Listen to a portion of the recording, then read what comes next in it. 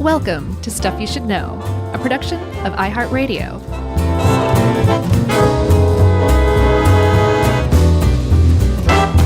Hey, and welcome to the Slowcast. I'm Josh, and there's Chuck, and Jerry's here too. And we're just inching along, doing things our own way, our own speed, our own time, and leaving a trail of mucus behind us as we do. Wow. Inching along 0.5 inches per second. Yeah.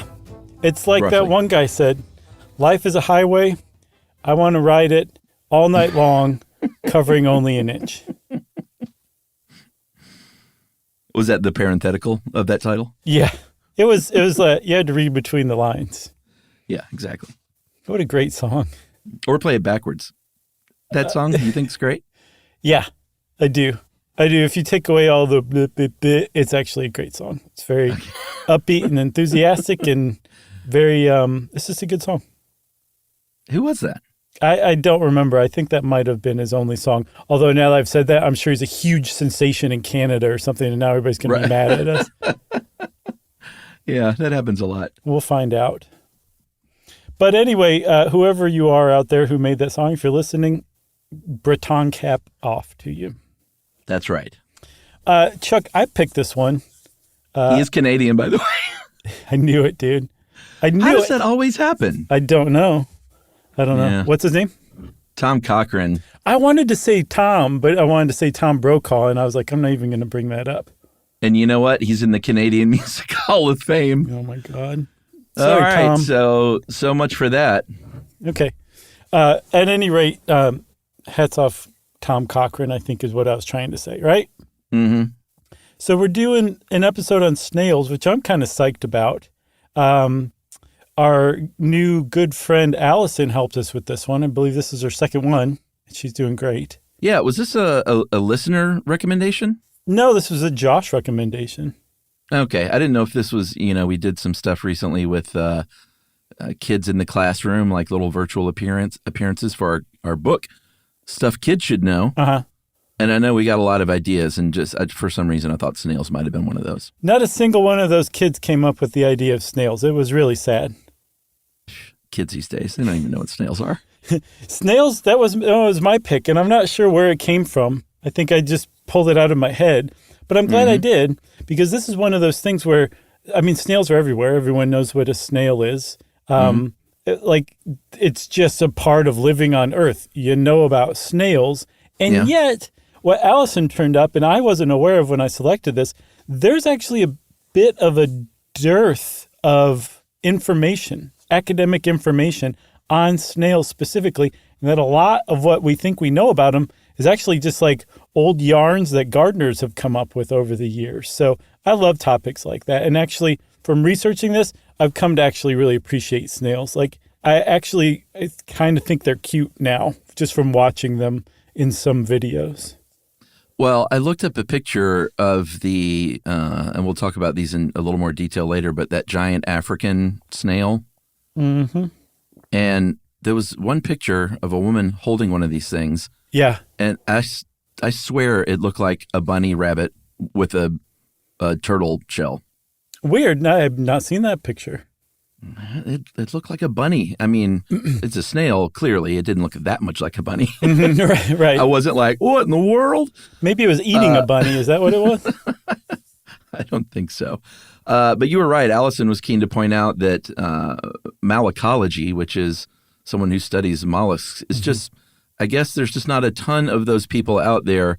So there just tend to be more people studying, furrier, cuter things than snails, I guess. Right, exactly. And even if you do have a lot of malacologists, they're studying mollusks, and snails just make up part of one class of a larger phylum of mollusca. They're part of gastropoda. And it's not just snails and gastropoda. We're talking slugs, sea slugs, conchs, whelks, limpets. Basically all snail-like creatures are in the gastropoda class. So they're gastropods? Yeah, or gastropods. Okay. I didn't know how that was pronounced, so. It's got to be gastropod, right? I think it's gastropod, but would it be gastropoda? No. Or is it one of those weird things that just flips when you shorten it? It's that second thing. Okay. Great. So I said also, Chuck, just living on Earth, you're aware of snails, and there's a reason for that. They've been around for a really, really long time.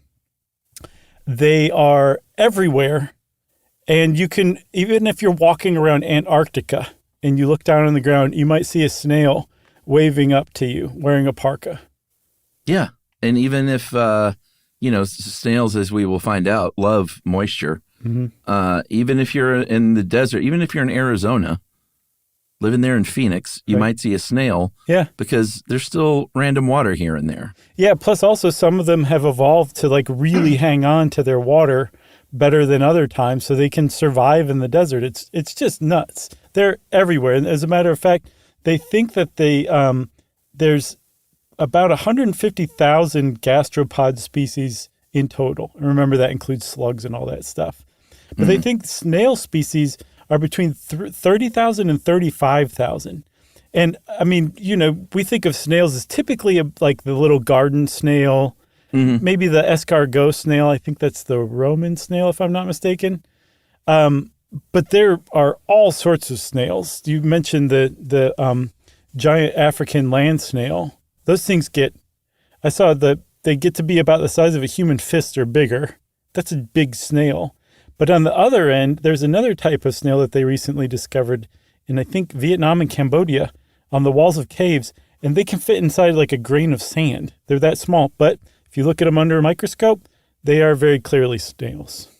Yeah, I saw about 500 native species to North America, and we're generally going to be talking about, sort of your average land snail, but there are snails that live exclusively in the water under the sea.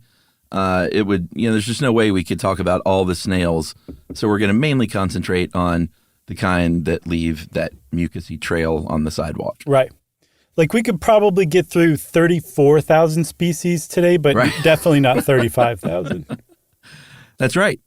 So we're not going to try. Okay. So the other thing that's kind of like a bummer about snail species is that as long as we've been scientifically paying attention to snails, we've recorded more than 400 extinctions of snail species.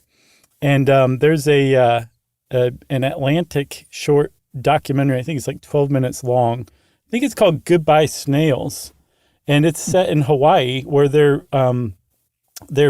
experiencing this crazy mass extinction of their native snail species that exist nowhere else in the world.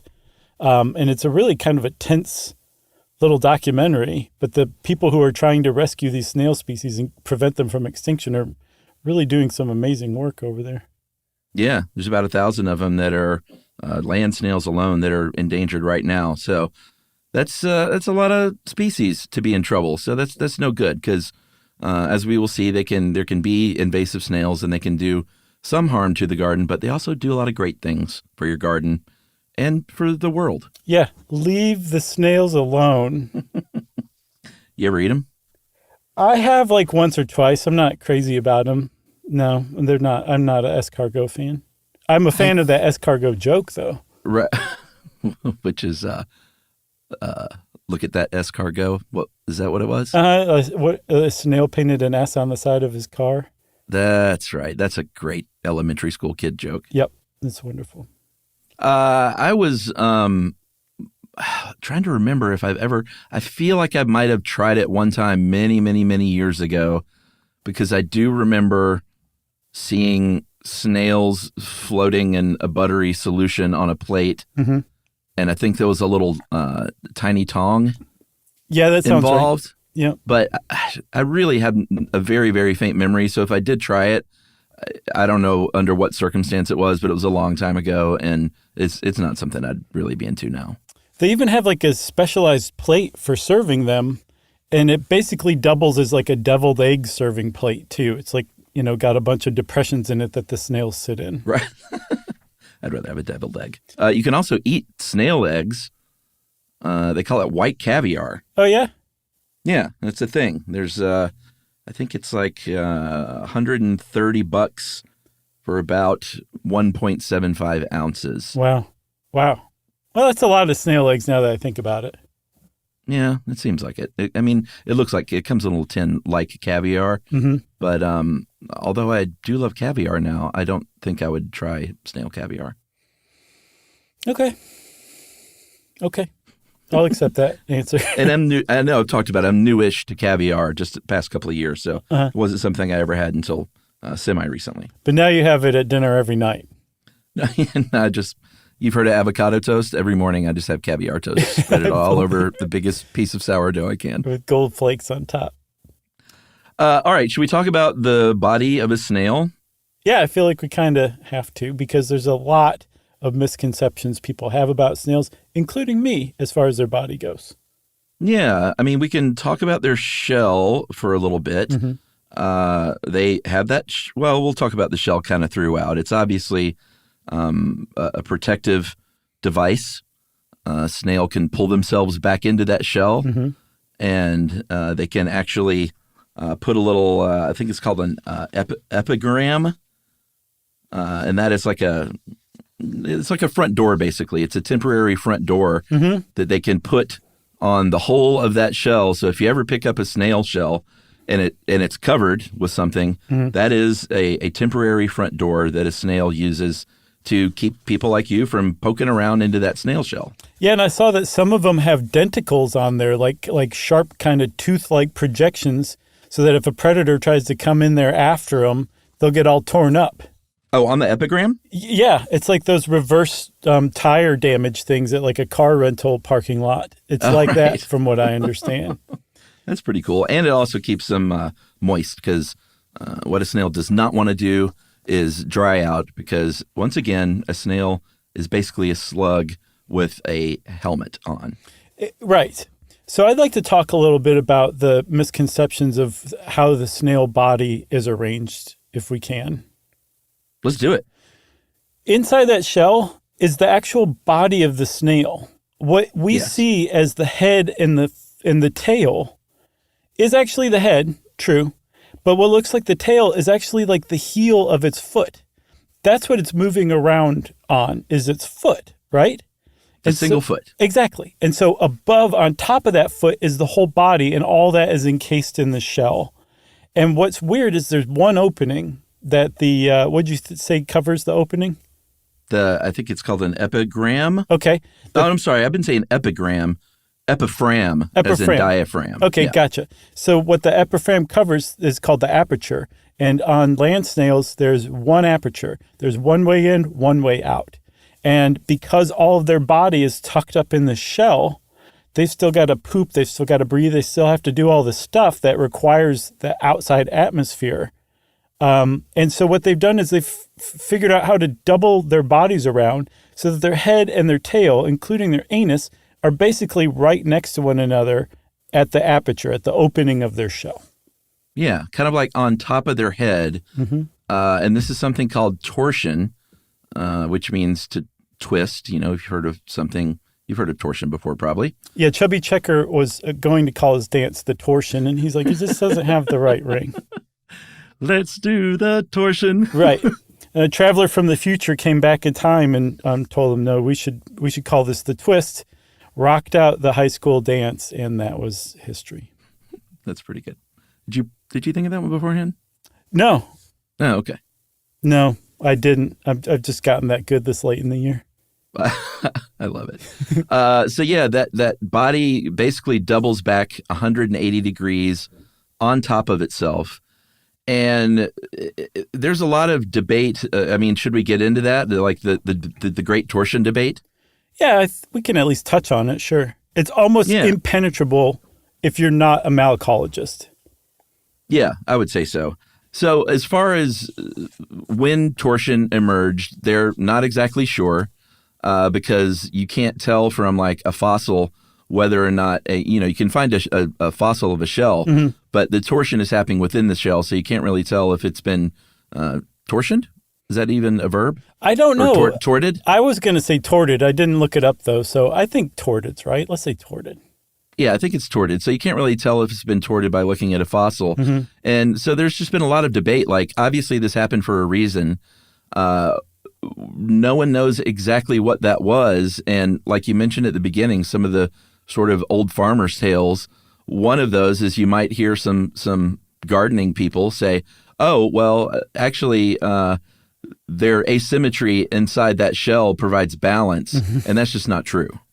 No, that's definitely not. There's also one that back in the day when they were all marine animals, because land snails evolved from marine aquatic snails, that it was a way to keep their hindquarters, their tails, all that stuff from being bitten by a predator.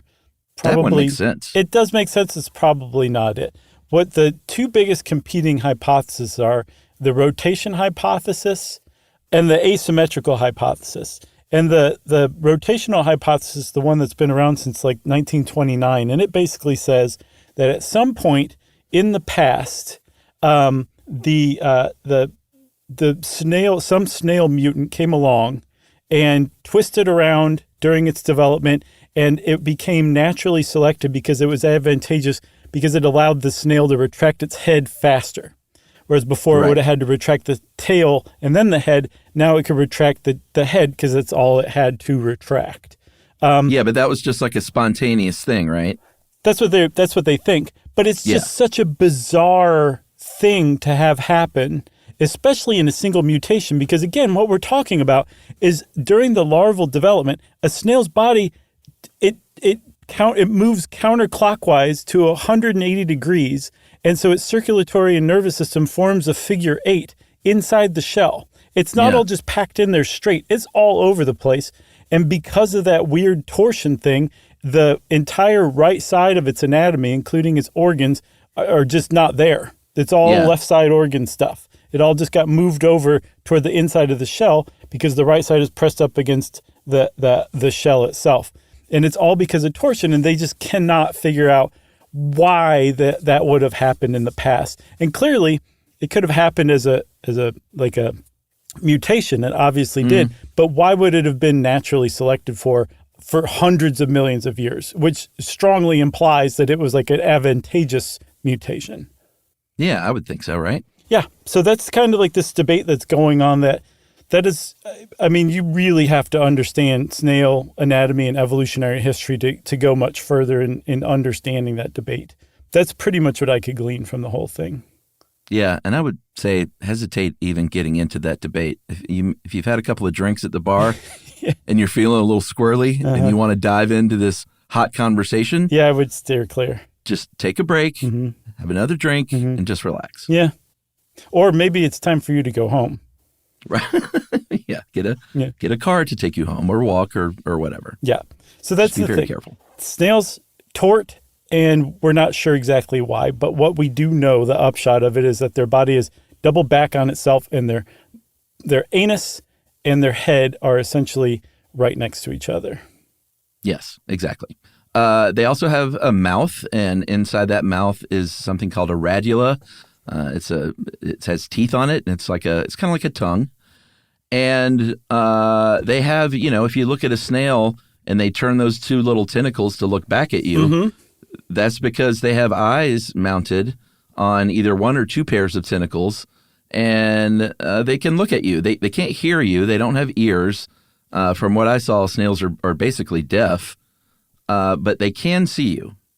Yeah, they can see you, and depending on the species, there's different types of eyes. Some have very simple eyes where they can detect changes in light and dark, or maybe movement. But there's some kinds, I think, that have the ability to see you, to focus on you. And because they're on the ends of those stalks, they can retract the eyes themselves in the stalk, and then the stalk into the head, and then the head into the shell. And then when they want to see if danger's gone, they can peek one of those stalks out from the shell and look around. Isn't that cool? That's pretty cool. Yeah. I love it. And there's also the mantle, and the mantle will come up quite a bit. And the best I could figure is that mantle is that area around the rim of the shell that connects the foot and the head to the shell itself, right? Yeah, and it's also whatever holds all of our organs and guts in place, that membrane, is very analogous to the mantle tissue of the snail, because it holds all the organs in place, but it also does something really important. It secretes all of the stuff that eventually is built into the shell itself. That's right. So, are we at the shell part, do you think? You know what? We're 20 minutes in. I think we should take a break. Yeah. Because that shell formation is quite a cliffhanger. Okay. And we'll be right back after this.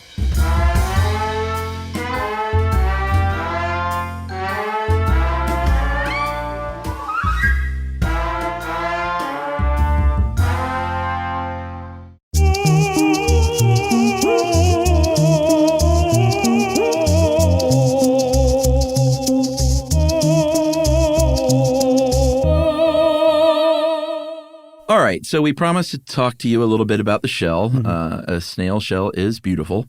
You should never, ever, ever smash a snail shell or a snail because that's animal cruelty, and it's a terrible thing to do. So just don't do it. Right. But it is basically, there's a little bit of protein in there, but it's mainly something called calcium carbonate. Mm-hmm. And it is, like you said earlier, secreted by that mantle tissue. And it builds up over time. It's if you look at sort of the center part of that shell, that's the oldest part of the shell. You can tell a snail's age by how big that shell is, and that's also the hardest part of the shell because it's been around longer. So they just keep adding material along that outer edge, little by little, as it expands outward, and that is why the outer edge of a snail shell will be much more sort of breakable than the inside harder part. That makes sense. So the oldest part is the closest to the center. Yeah. Apparently, also, I didn't realize this. They're born with a tiny shell already attached. They just grow it over time by secreting starter shell. Exactly. Isn't that cute? Yeah. They're born like so little tiny baby snails, like that preformationism theory from our things we used to believe before the scientific method episode. That's right. So I also said, Chuck, the mantle tissue holds all the important guts and stuff like that in place. Mm-hmm. And the way that snails breathe is through the mantle cavity. They have blood vessels in there, but they breathe using kind of like a primitive, I don't want to say lung. I think that's kind of a stretch, but basically they have an opening. It's called a lung. I've seen it called a lung in diagrams. Okay. So I've also seen it called a pneumostome. And it's essentially a breathing port that they can open and close using their muscles that takes in air and exhales air. But it's pretty neat, and it's right there next to their head, right there at the aperture where everything else that needs to be outside is. Yeah, and they can, if we're talking about sea snails, like I said, we're not going to get too into them, but they can have similar body parts in terms of breathing, or they can also have gills kind of up front as well. Yeah. So one of the things snails are most famous for is their mucus, right? Yeah. That is apparently secreted by the foot. And as the foot moves along, it's just a series of muscles that just kind of propel as they propel the snail along. But they lay down a trail of mucus that does a lot of different things. For one, it allows the snail to do some Spider-Man-esque moves, like just crawl right up the side of a building. Because it's very strong. It's glue-like. Yeah. But it can be, it's funny because it can be glue-like or act as a lubricant. Exactly. Which is pretty remarkable. Yeah. So, it also separates the snail from the rest of the world that it's running over. Yeah. It's strong like glue, but it also allows the snail to move smoothly, and it also protects the snail's body from sharp things that it might be slowly crawling over.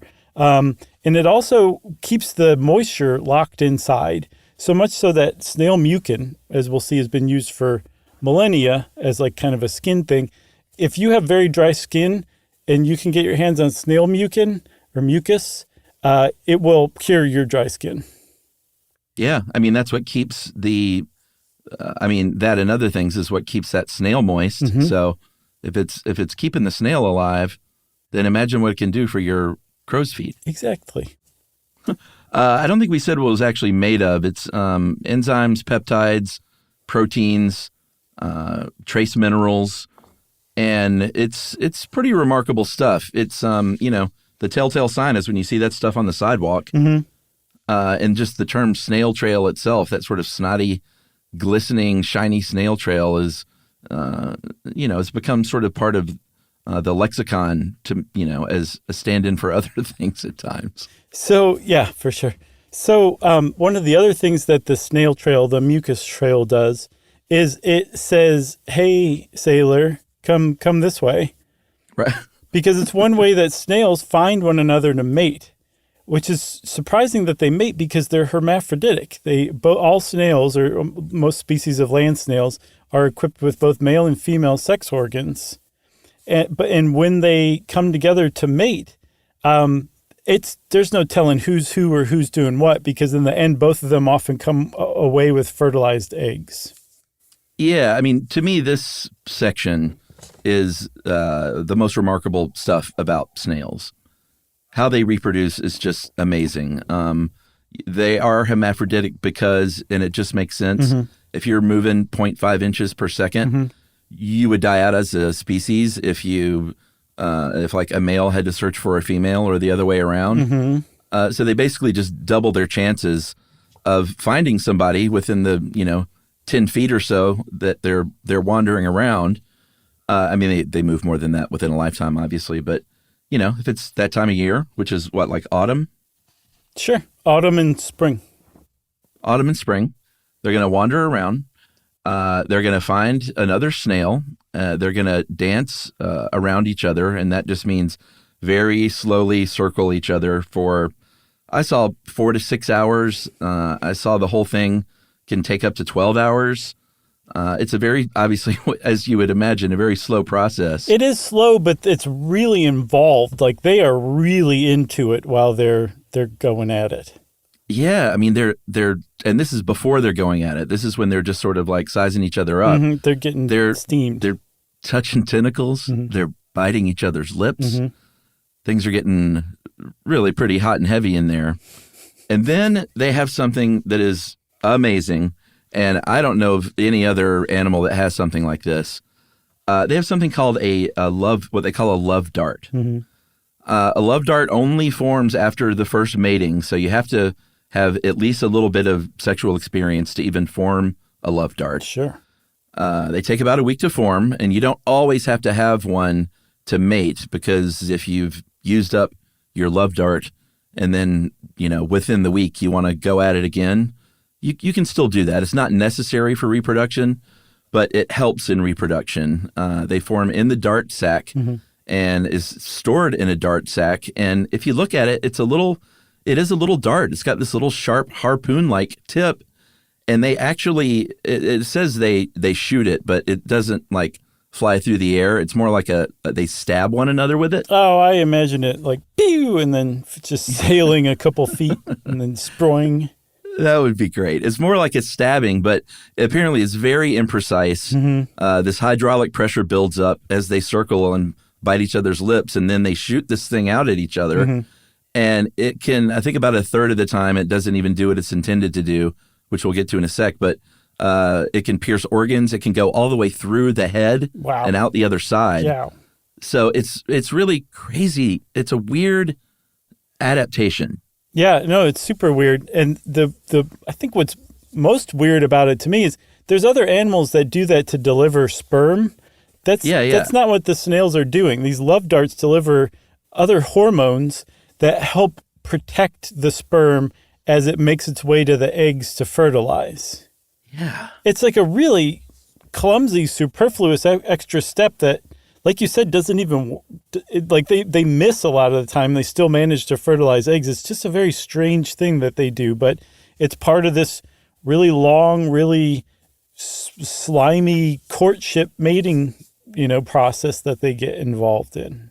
And then the sex itself is like just one rubs its foot against the other foot, and there you go. Right, and they say, "Who's pregnant?" And they go, "I don't know. Yeah. Maybe both of us." Yeah, both of us. Actually, can it be both? Yeah, that's what I'm saying. Like okay. both can walk away with fertilized eggs after this. Yeah, and they can lay. I think they can hatch up to 450 eggs per year. And that doesn't take very long, actually, right? In the gestation period, it can be like really short, right? For some species, especially in captivity, it can be 24 hours. Others, it seems like the outside is 4 weeks, and usually in the wild, it's like 2 to 4 weeks for gestation.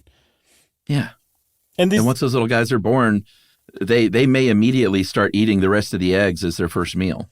Yeah, it's kind of a bummer, especially because leading up to it, it's so cute. This little tiny snail with its little tiny shell is inside its egg, and it starts tapping its way out till it cracks through the egg, and then, it gruesomely eats its siblings very quickly. Sometimes it'll eat smaller siblings that have already hatched, not just the eggs. What I didn't realize, though, is that and that's actually not all snail species. That's ones that will eat eggs, but for the most part, they'll eat just vegetation. Yeah. The snail parent will often stay nearby to provide protection for the young snail hatchlings for a little while. Yeah, they hang out for a while, right? Yeah. I did not realize that, which I thought was pretty cool. Yeah, they can hang out for up to 3 months together while the parents are kind of protecting them. And like you said, they're born with that little baby shell and it just gets bigger and bigger. Mm-hmm. Did we talk about how long they can live?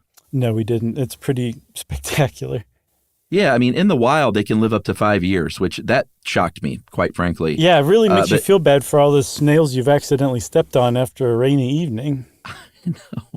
You hope at least they were old. Yeah, exactly. Like they had their time. Yeah. So 5 years is a pretty long time in the wild, I think.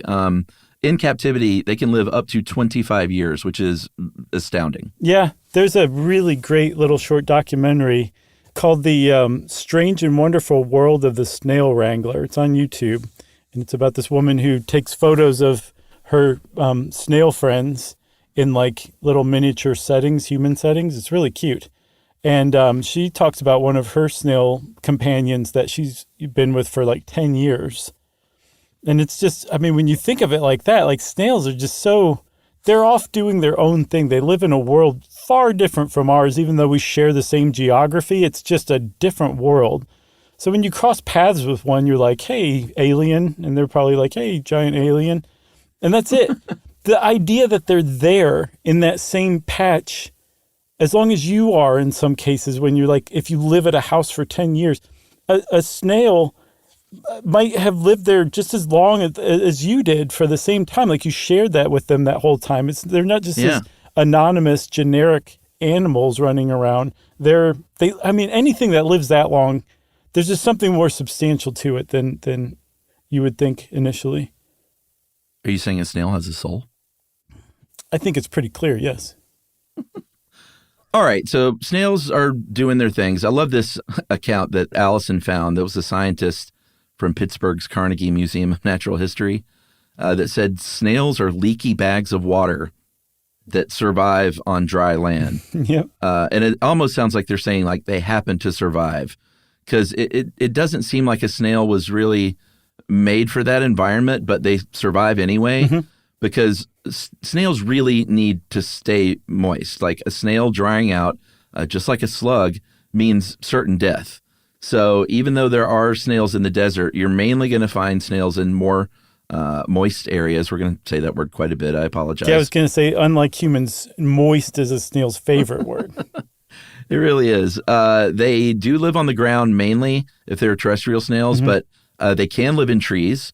But they really like it down there on the ground in that sort of moist outer layer of decaying plant matter. Mm-hmm. They're pretty active at night because things can get wetter overnight, mm-hmm. as we know, like when you wake up with like morning dew and stuff like that. Mm-hmm. So they're just down there on the ground, sometimes eating meat and other snails and other eggs. But generally what they're doing is eating and munching down on that either decaying plant matter or if you have a garden, they will also munch down on your nice new fresh plants. Yeah, and as we'll see that they run afoul of gardeners for that reason, but just hold your horses, gardeners. Put your rubber mallets away for a second until we get to that part and talk you out of it. But in that leaf litter layer, they do a lot of really important stuff. They are in charge of like recycling plant matter, decaying stuff. They love decaying everything. Mm-hmm. In addition to live plants too, they love dead plants. And when they're doing that, they're like recycling nutrients. They eat that stuff, they break it down and they poop it out. And that means it's bioavailable in the soil for plants to use, for other animals to come along and like to lick the dirt, that kind of thing. they also are really important in the food web because calcium is not really easy necessarily to come by in food. At least if you're like a small, like an invertebrate or a mammal or something like that. If you eat a snail shell, you get a burst of calcium. So that snail shell is really important. And then they're also chock full of protein themselves. So they're like a really important part of any food web in the ecosystem that they live in. Yeah. They're also moving stuff around down there. I mean, plant matter and that outer layer that just sits and sits isn't great. But if you've got thousands of snails moving around through it, it's going to help drainage out. It's going to help keep distributing those nutrients. If there's, it can help move dirt and clay even. That's very important. All that stuff is great. And they can actually help pollinate too. Some of them are nighttime pollinators. They get in there with that plant nectar. They eat that stuff and then they poop that out as well. Yeah, pretty crazy. I had no idea that they were pollinators. It just makes them even more important. You know what I mean? Totally. So I think, Chuck, we take a break and then we come back and talk about why you should leave the snails alone. How about that? Let's do it.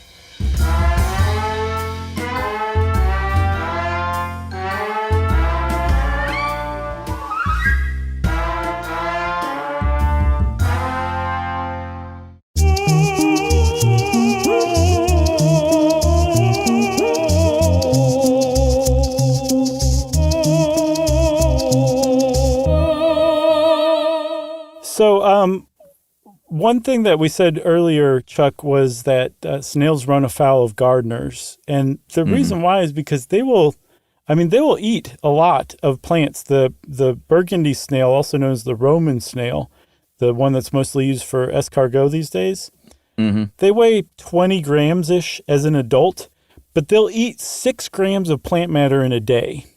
Yeah. You have a bunch of burgundy snails running around your garden, they're going to eat your hostas, they're going to eat your seedlings, they're going to tick you off. And so there's a lot of animosity that gardeners have towards snails and slugs too. And so people have been trying things to get rid of snails for a very long time. The problem is, number one, you don't actually want to get rid of snails, especially native snails or common garden snails. And number two, the methods typically used are chemical and they can harm other life as well.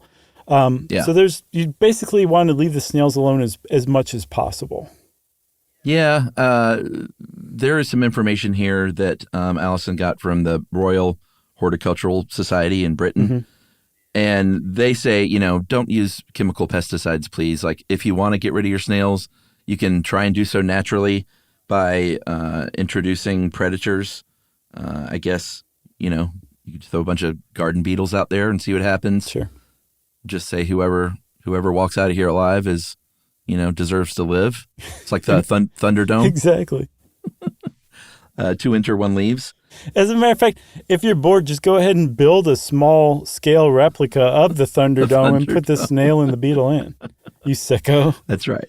But then you have to act like Tina Turner and use that voice when, hello, raggedy snail. That's what you would have to call it. That was a great impression, by the way, Chuck.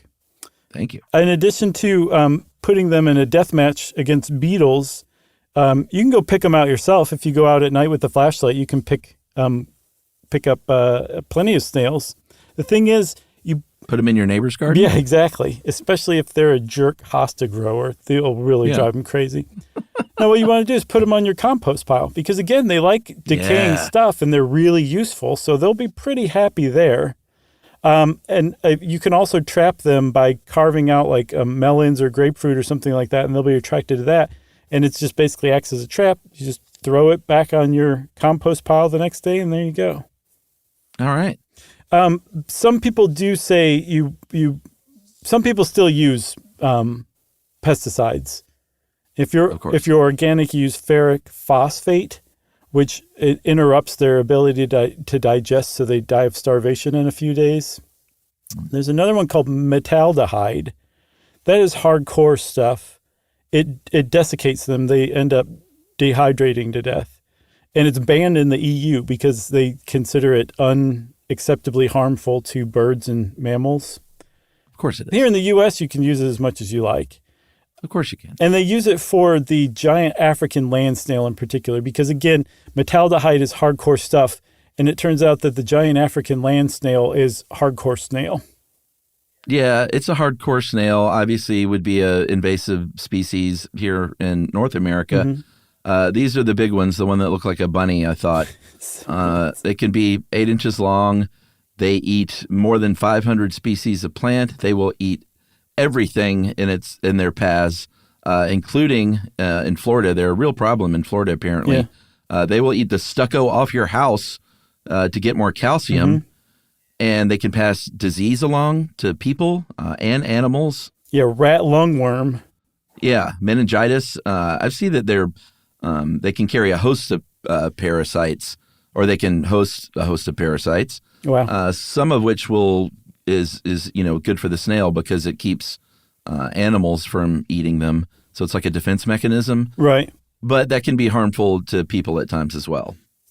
Yeah, you don't want rat lungworm. Like you said, it can create meningitis in humans. So it's best to not really handle snails with your bare hands, and especially don't eat the snail alive from your garden. That's a really bad idea. Yeah, but people actually collect, and I'm not sure if that's how they got here, but people collect these, as an illegal pet, these giant African land snails. That's my understanding, that they were imported as illegal pets, at least to South Florida. What in the world are people doing? I don't know, but they also have shown up in some other places, including Hawaii and Polynesia, and somehow they got from Florida to these places, probably through the illegal pet trade.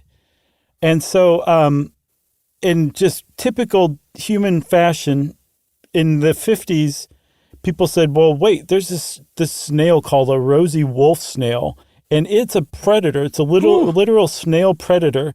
Yeah. Let's just import a bunch of them to take care of this giant African land snail, because I'm sure nothing will possibly go wrong because of this plan. It's foolproof, and that's what they did. And as a result, Hawaii has lost almost all of its native snail species in the wild because the rosy wolf snail was like, I'd just rather eat these other kinds of snails and leave the giant African snail alone. Yeah, these things are pretty creepy, though. I imagine there's got to be some kind of Nat Geo video of the wolf snail, following its prey, because for a snail, they're moving pretty fast. Yeah. When they're tracking something, they go double to triple their normal speed. They will go up a tree after something. Mm-hmm. They will go underwater after something for a little while until they need to come up.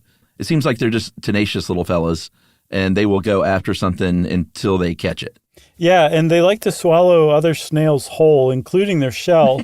Wow. And there's a malacologist named Harry G. Lee who dissected a rosy wolf snail and found 13 other snails' shells in its gut.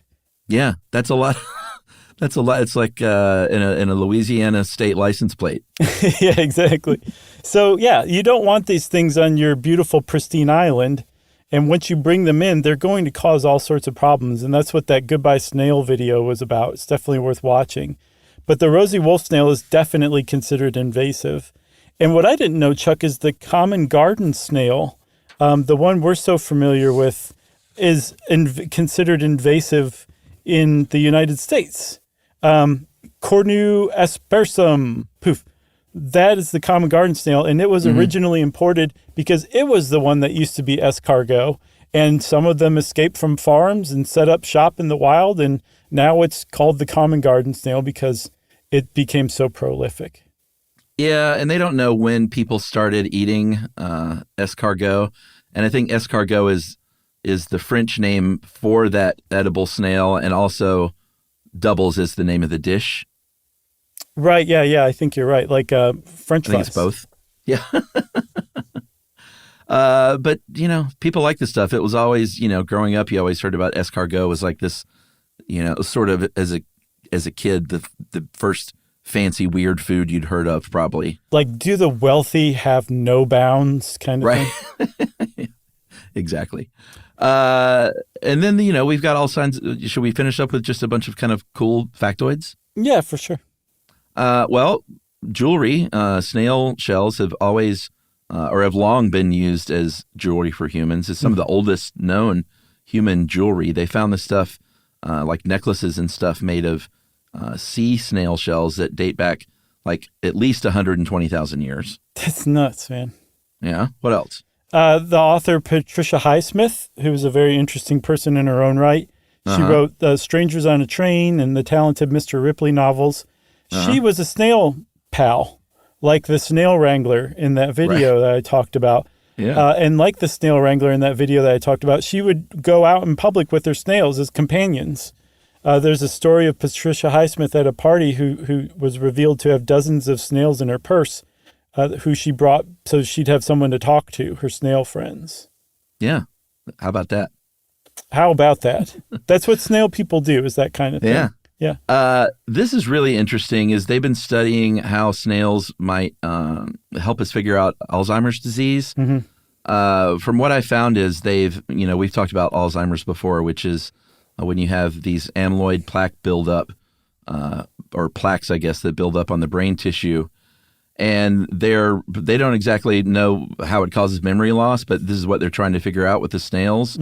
These plaques are formed from a protein called amyloid beta, which we've talked about, or a beta, and they have taken a beta and put it on otherwise very healthy pond snails. I have no idea why they chose, why they thought the pond snail was a good candidate to begin with. Terrible lobbying group. Maybe that's what it is. But they put this beta on these healthy pond snails, and within 24 hours, they show evidence that they have harmed their memory, basically. But the finding is that they haven't found any damage to the brain tissue, like no cell loss, no brain tissue damage at all. So basically what they have sort of, the result of all that is that a beta by itself can trigger the memory loss, and it's not from damage to the brain or a deterioration of the brain. Or the plaque buildup, right? Yeah, exactly. Yeah. They think it's a specific pathway for memory that's being damaged and not the brain itself. Thank you, pond snails. I know. It's amazing. I also saw it goes the other way, too, that the common garden snail's mucus has been found to be bioactive as an anti-inflammatory, antioxidant, and anti-apoptic, which means it prevents cell death. Oh, wow. So they think that they're figuring out how to turn that into a drug to treat Alzheimer's, too. So snails are just coming at us with the 1-2 punch to battle Alzheimer's disease. Yeah.